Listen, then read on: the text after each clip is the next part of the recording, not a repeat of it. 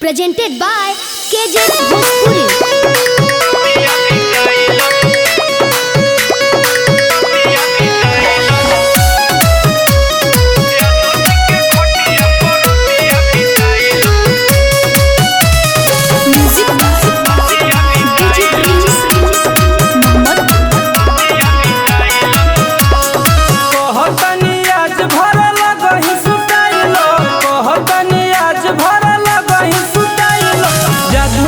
खटिया परतिया बिताइलो जादो जी के खटिया परतिया बिताइलो ओहिरा के खटिया पगहिरा कराइलो धीरे धीरे हवा लागे सरिया हटाइलो जादो जी के खटिया परतिया बिताइलो ओहिरा के खटिया पगहिरा कराइलो जादो जी के खटिया परतिया बिताइलो ओहिरा के खटिया पगहिरा कराइलो।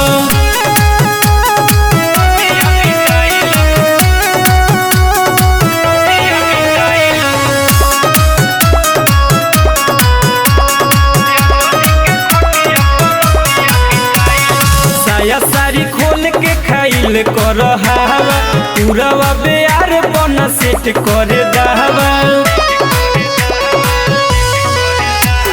साया सारी खोल के खाइल कर हवा पूरा बेयार बन सेट कर दहवा छोरे लपसनावा तबे निया डोलाइलो जादो जी के खटिया परतिया बिताइलो ओहिरा के खटिया पगहिरा कराइलो जादो जी के खटिया परतिया बिताइलो ओहिरा के खटिया पगहिरा कराइलो।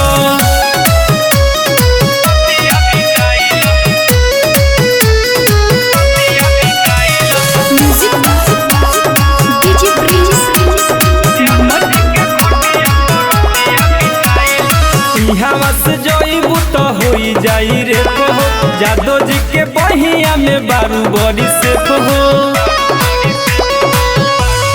सुनो ना इहावा से जइबू तो होई जाई रे हो जादो जी के बहिया में बारू बड़ी से हो इरा सब पे दर्द मनोज के सटाइलो जादो जी के खटिया परतिया बिताइलो ओहिरा के खटिया पगहिरा कराइलो जादो जी के खटिया परतिया बिताइलो ओहिरा के खटिया पगहिरा कराइलो। Mahalakshmi recording studio Dumarsan.